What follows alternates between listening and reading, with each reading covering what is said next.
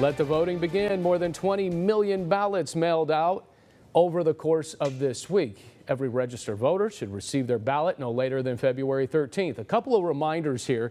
If you can vote by mail, it must be postmarked by March 12th, or if you can drop it off at any of the locations or the local county election office.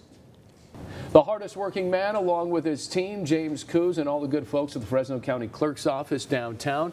Good to have you back here on Sunday Morning Matters. I'll start with this. I bet your sleep schedule is a little rocky at this point. Yes, Alex, it's a bit busy down at the office right now. We do have 2 elections that are up and going, and this is pretty much our second biggest election right now with the presidential primary election. I want to talk some numbers here. Has there been an increase in voter registration because it is a presidential election and compared to 2022? Yes, we have been increasing since 2022, and we expect that to continue all the way through this November's presidential general election. That is Fresno County's pattern. We're currently at about 511,000 active registered voters, which is a record high for Fresno County.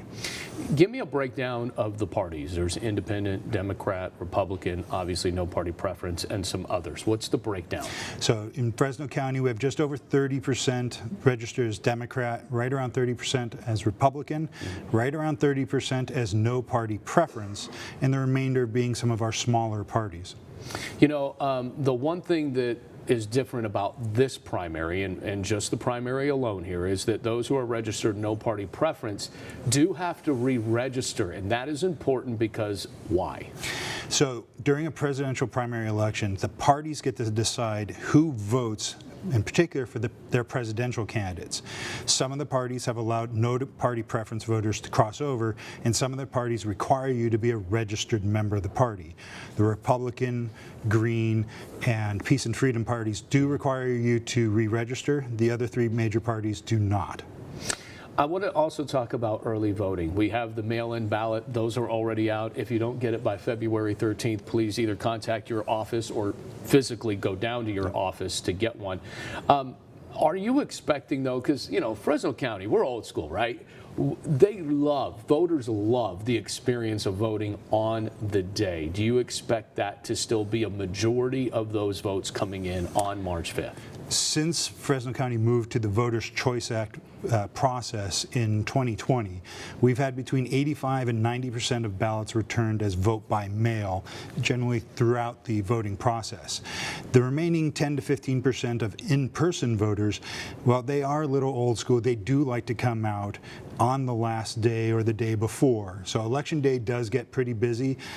We're open for in-person voting now. Our vote centers opened the week before. There aren't any lines when we open up, so I really encourage in-person voters, come out a little early. The process is the same. How confident are you on March 5th that we are going to start to see a real picture of the winners, the losers, and the measures that fail or pass? We have had, our experience is over the last several major elections that we've had about 50% of ballots counted and available for seeing the results on election night, and then about another 50% that have been returned by voters either the day before or on election day. And so that does extend it. We will know by the end of that week with about 90% of ballots counted. McCarthy's seat up for grabs, obviously 2 weeks after the primary to finish out that term. And I'm wondering from you, what was the final cost of that special primary election, and then possibly the May 21st runoff? So we don't have a final cost yet because we're still putting out ballots. Those ballots will mail out actually a week, 10 days from now, on February 19th. And our estimate is going to be about $250,000 for the primary because there's a little bit of crossover with the presidential primary, and then about $300,000 if we do hold the May 21st special general election for that district. All taxpayer money in the county. All net county cost, no support coming from the state on this. That's been the way the state is kind of historically run elections. These special elections are on the county's backs. All right, James Coos, appreciate your time. We'll look forward to seeing you down the road here.